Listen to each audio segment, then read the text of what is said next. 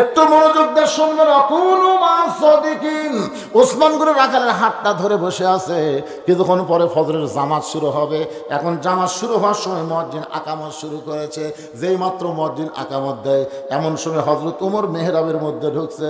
মেহরাবের মধ্যে যে ওমর ঢুকছে, রাখাল খালি এরকম টানা লিয়া লিয়া দেখতেছে। ওসমান গনি কিন্তু হাত ধরে আছে, এরকম দেখতেছে। কি দেখে? আপনারা বলেন তো, রাখাল কি দেখতেছে? কে রে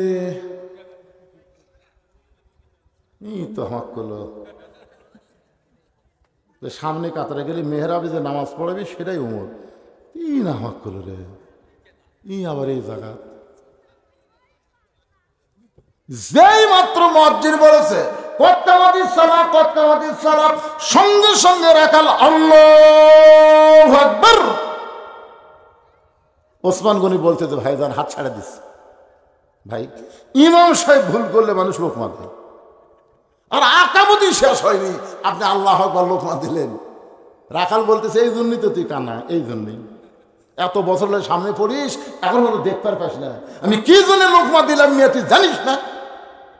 সঙ্গে সঙ্গে দ্বিতীয় কাতার একজন সাহাবী দৌড়ে এসে রাখালের হাত ধরে হ্যাঁচকা টান মারছে। এই পাগল, তোকে সামনে দেখার পরেই আমার সন্দেহ হয়েছে। তুই যারে কানা কানা বলে তিরস্কার করতেছিস, এই মহামানবকে তুই চিনিস? তুই যাকে বললেন এই জন্যই তো তুমি কানা, এই জন্যই তুমি কানা, এই মহামানবকে তুই চিনিস?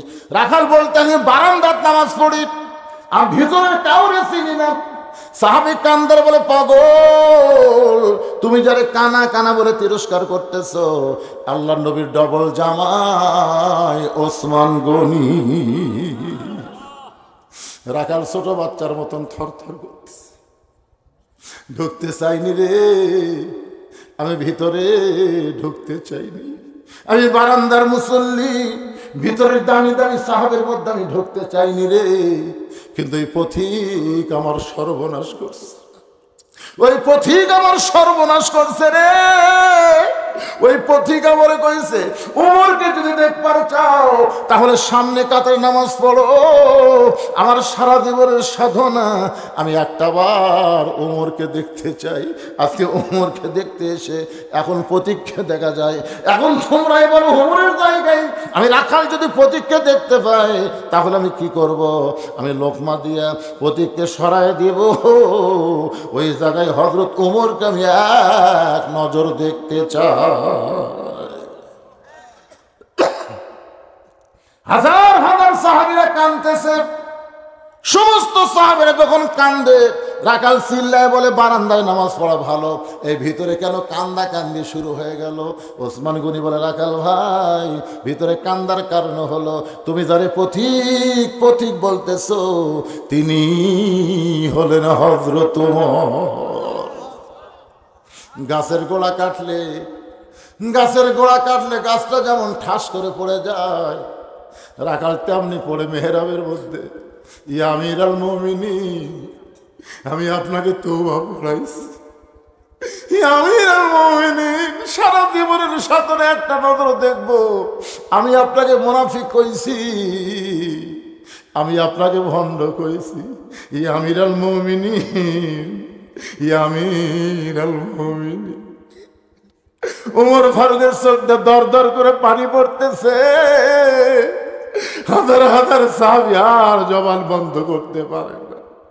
সবাই বলে কে রে, কারে তওবা পড়াইছে, কারে মুনাফিক কইছে, কারে ভণ্ড কইছে?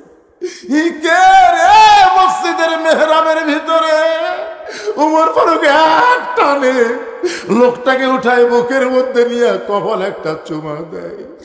আত্তাকুল্লাহ হাক্কা তুকাতিহি, আত্তাকুল্লাহ হাক্কা তুকাতিহি। সাহাবীরা রে, এটা রাখাল না রে, এটা রাখাল না, এটা হলো আল্লাহর বাস্তব কোরআন।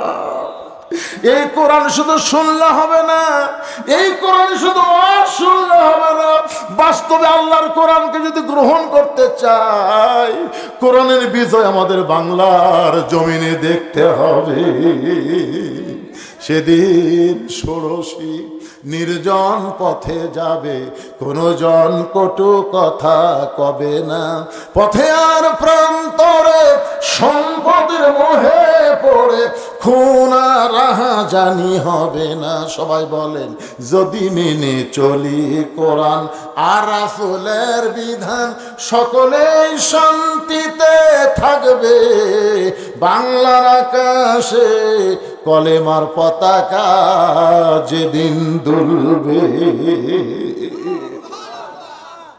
কি নিয়ত ভাইজান? অন্তর থেকে বলেন, নিয়ত আছে? যদি থাকে হাদিস শরীফ আগেও বলেছে, আবার বলতেছি, মান সাআলাল্লাহু তাআলা আশ-শাহাদাতা বিসিদকিন বাল্লাগাহুল্লাহু মানাজিলা শুহাদা ওয়া ইম্মাতা আলা ফিরাশিহি। বাংলাদেশে কোরআন চলুক, কোরআনের বিজয় চায়, ইসলামে আন্দোলন করে মনের মধ্যে নিয়ত করেছে, আল্লাহ তোমার কোরআনের জন্য দরকার হলে শহীদ হব, কিন্তু বাতিলের সঙ্গে আপোষ করব না। এই নিয়তে যারা ইসলামে আন্দোলনের কাজ করে, ওই মা তাআলা ফিরাশিহি, সে যদি নিজের বিছনা তো মরে যায়, বাল্লাগাহুল্লাহু মানাজিলা শুহাদা, হাসরের ময়দানে আল্লাহ তাআলা তাকে শহীদদের কাতারে দাঁড় করায়া দেয়। তাহলে আমাদের নিয়ত করার দরকার আছে না নাই? মাশাআল্লাহ। আল্লাহ তাআলা আজকের এই মাহফিল, যারা মাহফিল করলেন মসজিদ মক্তবের জন্য, আর যারা শুনতাইলেন, যারা ওয়াজ করলেন, আল্লাহ সকলকে একসঙ্গে কোরআনের জন্য যেন কবুল করে। জয় কোন আমিন।